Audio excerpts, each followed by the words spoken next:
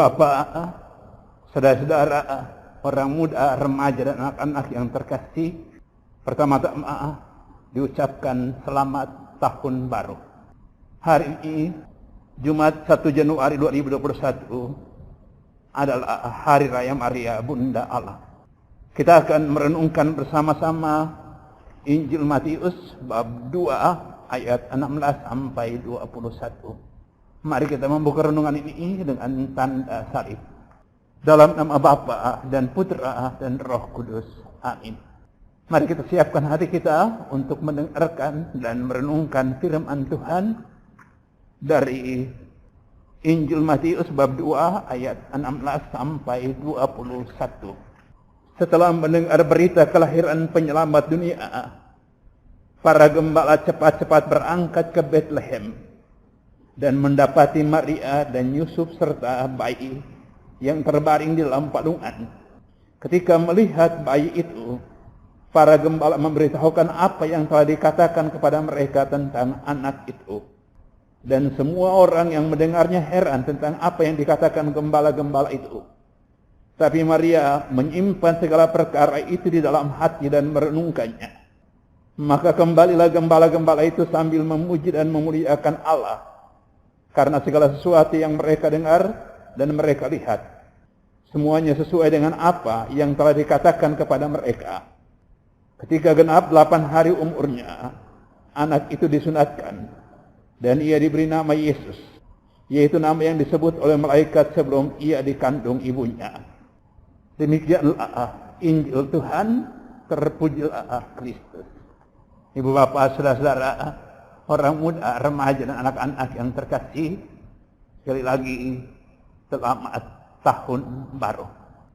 Renungan kita tidak akan berbicara tentang tahun baru, tapi tentang Maria Bunda Allah, Maria Bunda Penebus. Maria bukan hanya Bunda Allah dalam arti satu gelar, tapi dia adalah Bunda Allah yang menghayati kebundaannya. Dia adalah Bunda Penebus. Bunda Penebus yang ikut serta dalam karya penebusan putranya. Injil hari ini mengabarkan tentang gembala-gembala yang bercerita tentang apa yang mereka dengar tentang Yesus. Mereka sampaikan semuanya itu kepada Bunda Maria. Sementara orang lain heran akan kata-kata gembala itu. Maria mendengarkan semuanya itu dan merenungkannya di dalam hati. Satu sikap iman yang dalam hening kembali lagi membawa Maria kepada penyerahan diri seutuhnya kepada kehendak Allah. Seperti yang ia pernah katakan kepada malaikat, "Aku ini hamba Tuhan, terjadilah padaku menurut perkataan." Ia Bunda Allah dan ikut serta dalam karya penebusan Allah melalui Yesus putranya. Ia Bunda Penebus dan ikut serta dalam karya penebusan Yesus.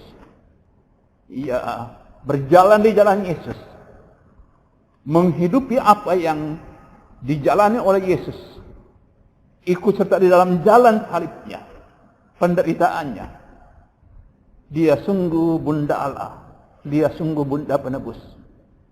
Dan dia memberikan kepada kita contoh keteladanan bahwa ketika kita dijadikan anak-anak Allah yang dikasihi oleh Allah, kita mengambil bagian dalam semangat keputraan Yesus, semangat anak Allah yang tunggal itu, ikut serta di dalam jalan hidupnya, mengambil bagian dalam cara hidupnya yang seluruhnya berorientasi pada memuliakan Allah Bapa, berorientasi pada ketaatan sepenuhnya pada kehendak Bapa, dan berorientasi kepada bagaimana cinta kasih Bapa itu nyata dalam seluruh perkataan, tapi juga dalam seluruh tindakannya.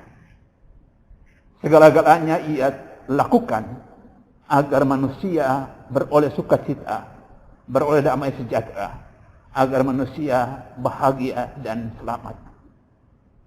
Dan kita mengambil bagian dalam gerakan ini seperti Bunda Maria. Sebagai anak-anak Maria, kita ikut serta dalam kesetiaan kita sebagai anak-anak Bapa. Ikut serta dalam karya penebusan Sang Putra.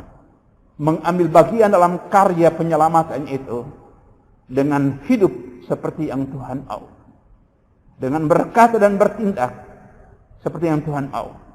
Yang intinya adalah seluruh hidup kita mesti memuliakan Bapa di surga.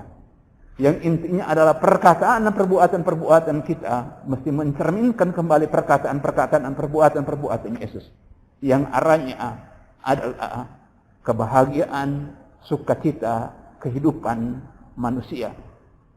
Bagaimana supaya hidup kita sungguh-sungguh menjadi berkat bagi orang-orang lain. Itulah yang Tuhan kehendaki. Kita berdoa supaya kita juga menjadi anak-anak Bunda Maria yang ikuti jalan Maria, jalan kesetiaan sampai akhir. Tuhan memberkati kita semua dalam nama Bapa dan Putra dan Roh Kudus. Amin.